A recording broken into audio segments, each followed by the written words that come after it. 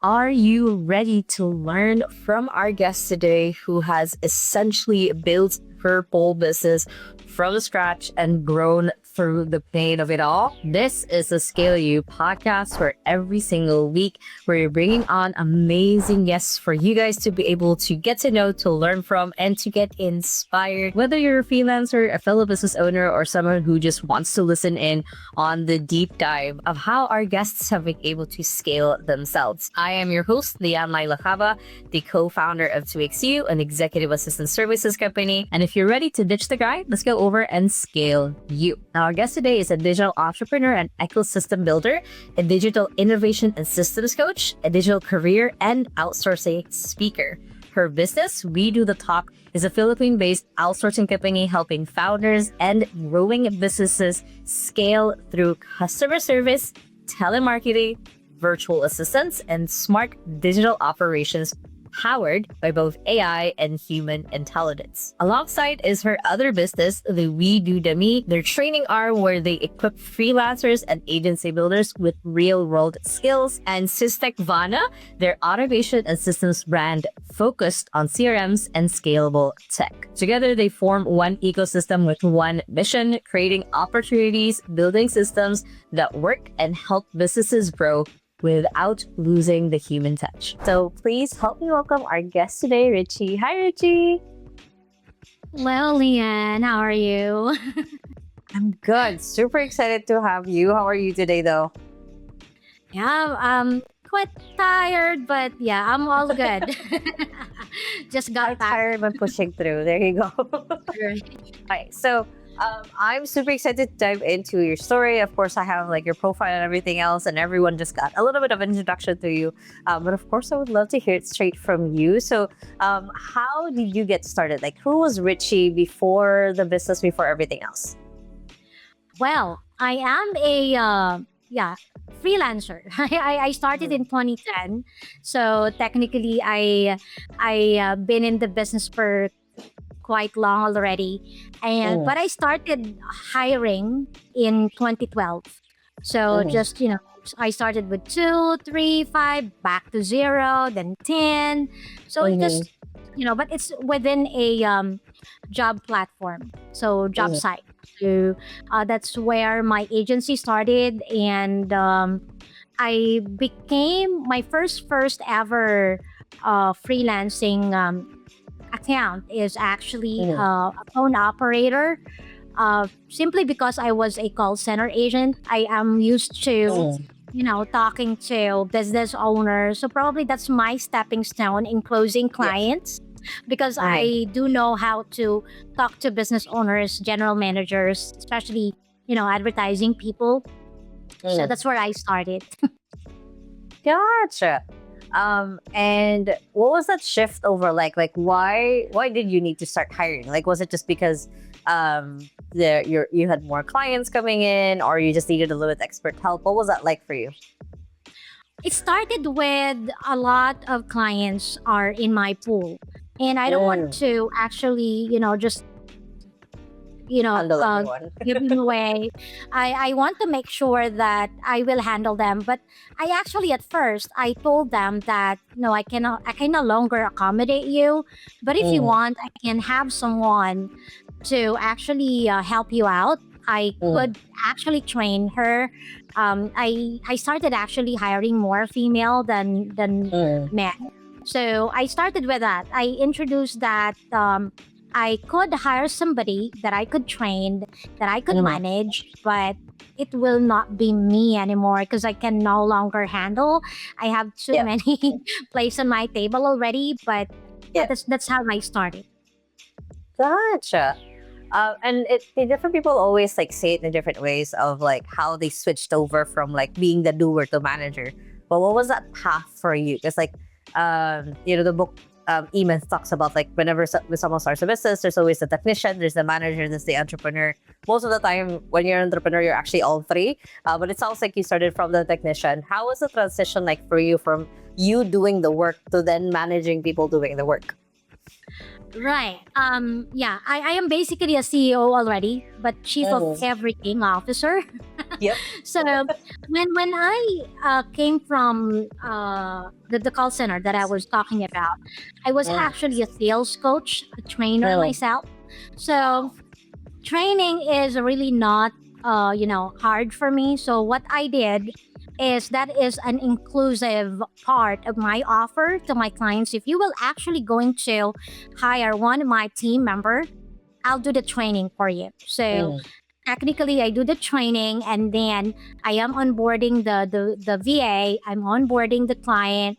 And Mm. I what I did, because I also know how to do documentation, SOPs, KPIs, and everything, I Mm. started documenting everything. I, like, for example, the contract, the SOP and everything, especially with the timekeeping, and of course the pay slip.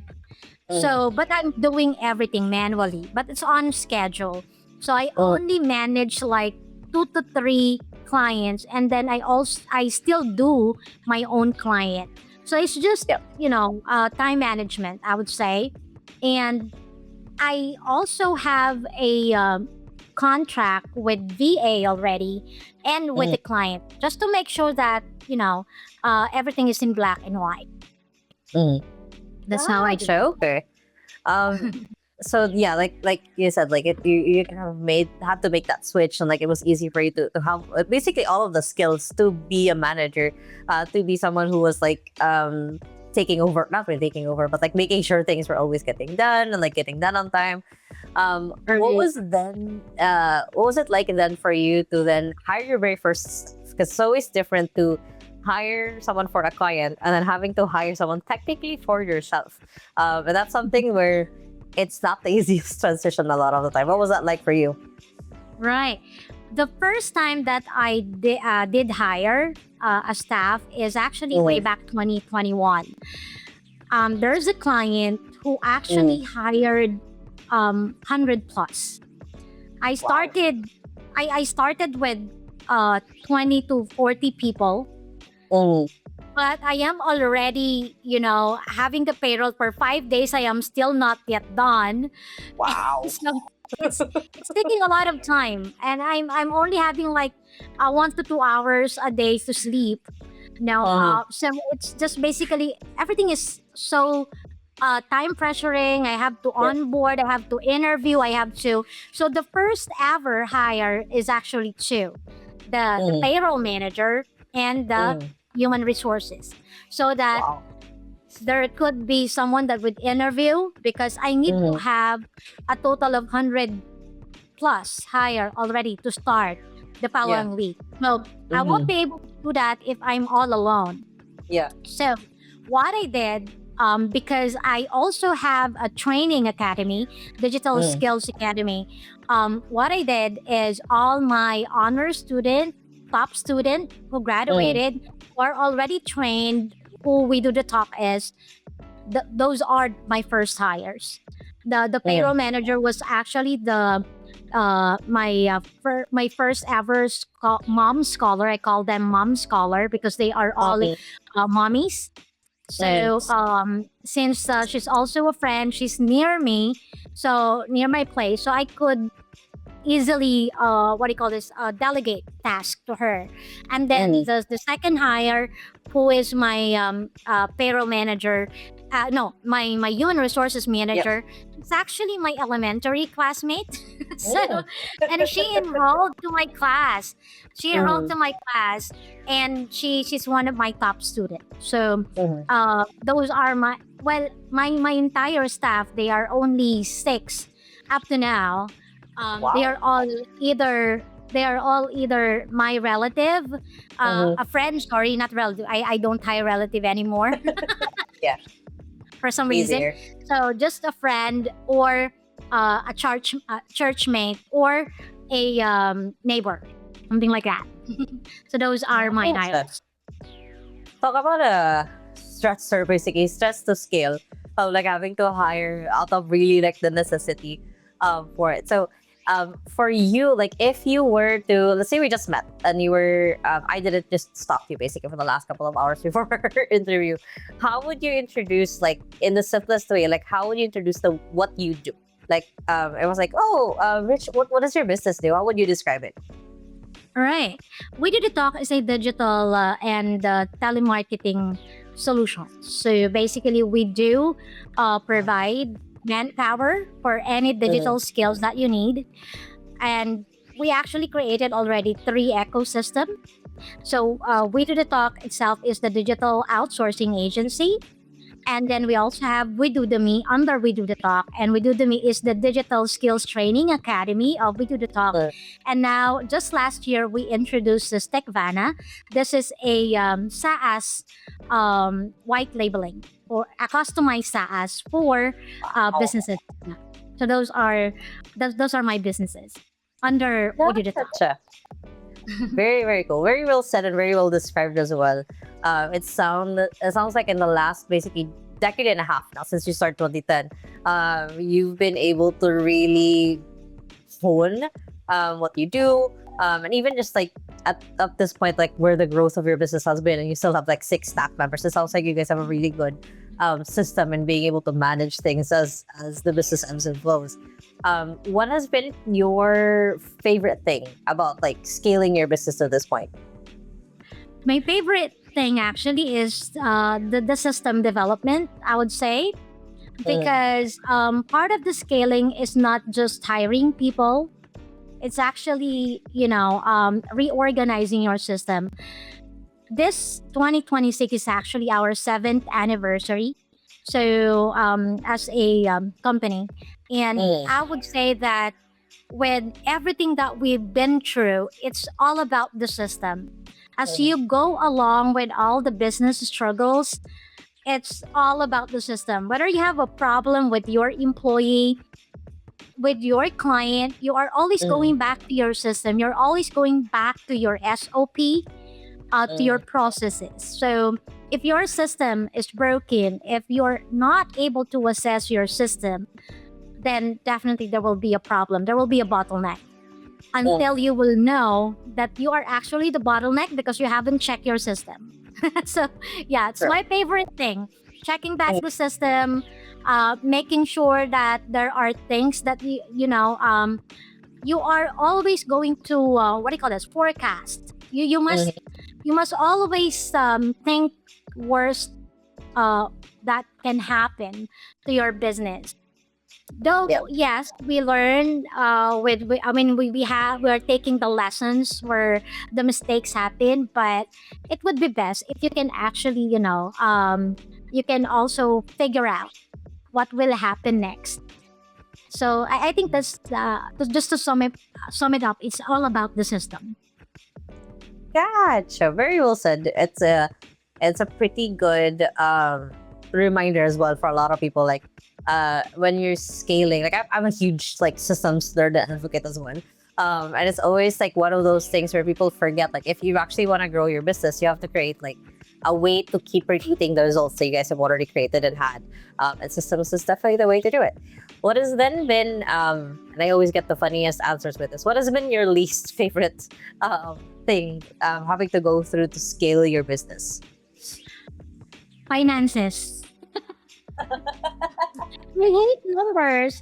Probably the Mm, reason why my first hire is my payroll manager. payroll.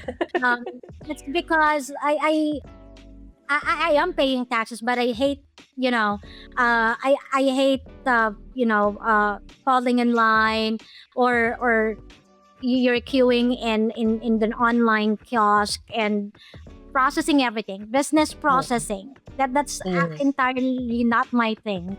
So just a while ago, I actually went out and checked the available schedule, but I have to line up a long queue just to make sure that the available schedule that I would like would be free. But yeah, mm. and it took me hours just for that, what, 3 to 5 second answer. So imagine that. So Wow. going back with the business, yeah. I am really not good at numbers. I am I would say I am good in closing clients, in having money come in, or Mm. profit come in, but I am not good in managing money. That's why 2024, 2025, and this year, I am more into self development, really, learning more about the financial management. Because most of the bottleneck that we had, actually 90% of the bottleneck that we had for last Mm. year is all about finances.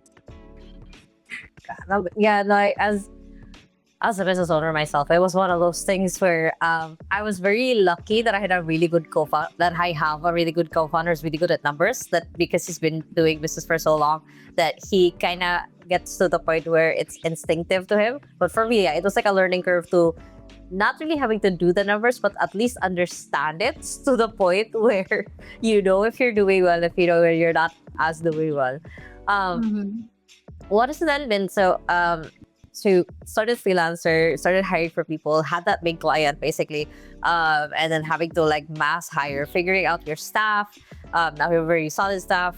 Before we hit record, you said that you were doing an ocular visit for like a team building you guys are gonna do. What has that shift over been like for you from now I have a business? Like what was that aha moment of like, oh, this is now like a legit like business that I have? What was that shift over?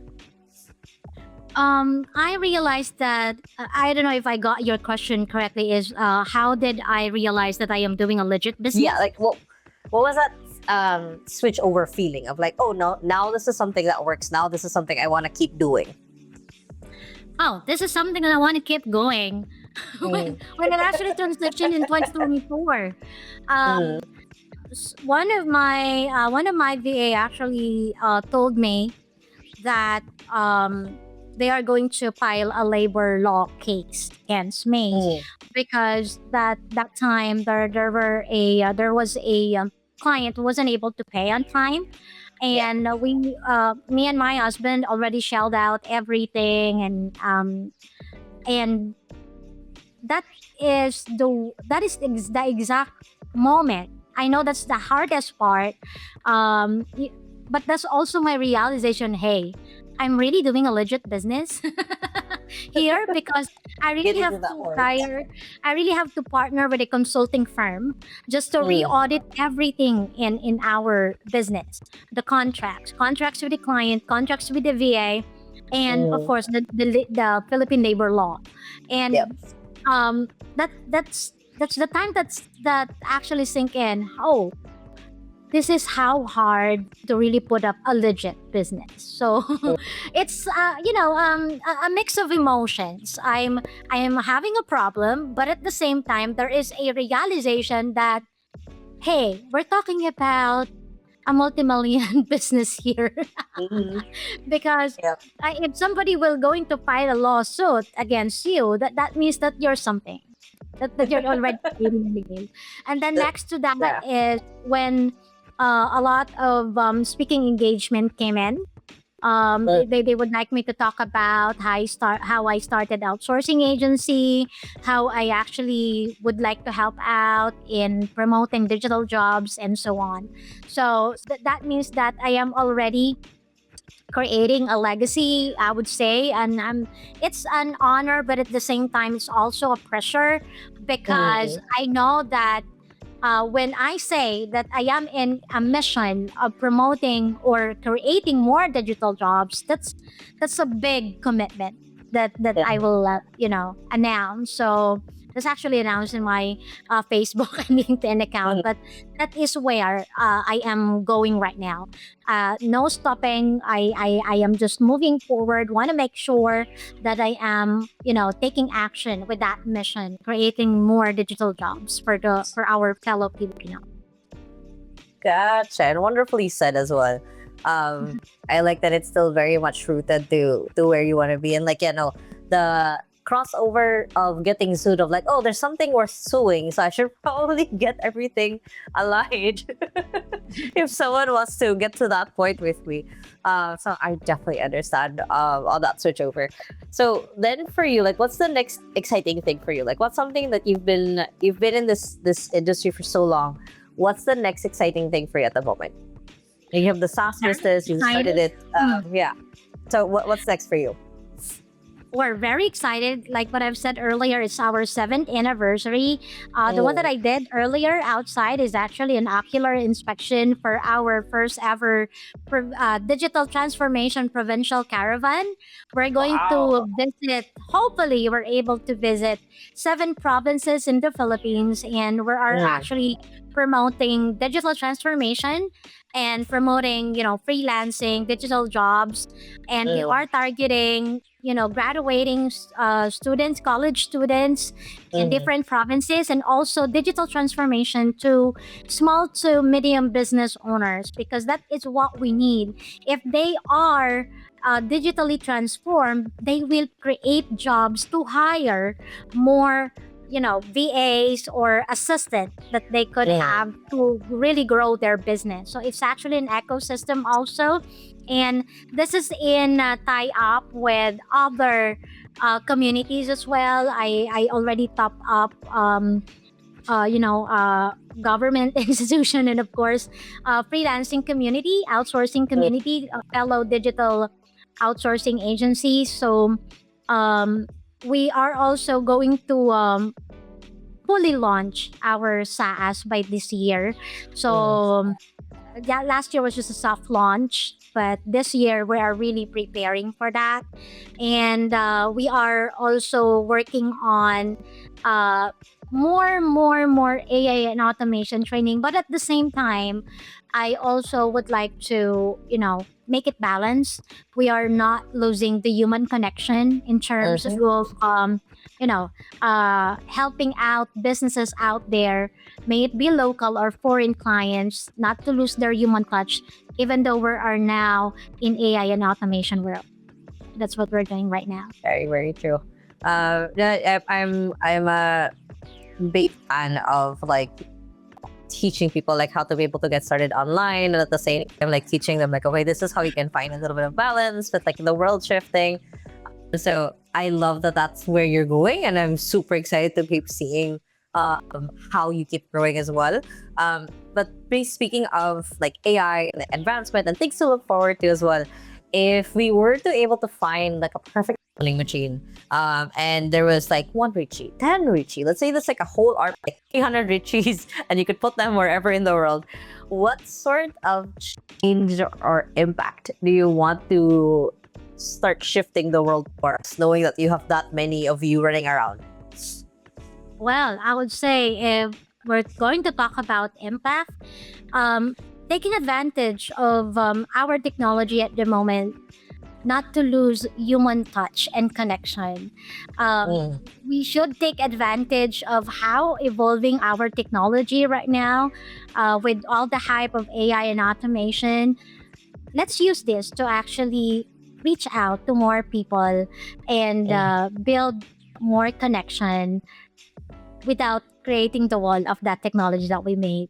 So that's why I want to make sure that I am able to, fulfill the provincial caravan would be hopefully, praying that it will be very successful, so that we'll be able to reach out more countryside to actually take advantage of this technology that we have right now, so that there will be no more families to no more father or mother want to go out of the country just Mm. to earn dollars. It's more about the impact is more close connection with the family, but still taking advantage of the AI and automation. Gotcha. Amazing. Well, Richie, how can you find you? How can people reach out and basically just watch your journey unfold? Thank you Yeah. so much. Where can people Yeah. find you? Facebook, LinkedIn, where can people find you? Yeah, they can follow me on Facebook and also on LinkedIn. I am actually very much everywhere. I'm also on TikTok. But if they would really like to, know more about, I'm always open for a free consultation. It's actually in my bio in my Facebook and on LinkedIn. Amazing. Well, Thank you so much, Richie, for your time today and sharing lots of bits of your story. I hope it inspires a lot of other people as well. But yeah, thank you so much for being on the Skill You podcast. It's always an honor. Thank you so much, Lian, for inviting me. Thank you, everyone. Again, all of Richie's details is going to be found in the description below, so you can make sure to check her out. And if you guys are watching this on YouTube, make sure to hit the thumbs up button so we know to create more of these types of content for you guys. And to invite more guests like Richie as well. And if you still haven't yet, make sure to hit the subscribe button wherever you're watching or listening this on so you don't miss any of the future episodes of the Scale You podcast. I hope you guys have a wonderful and fantastic day. And remember that small steps matters. And I'll see you in the next episode. Bye.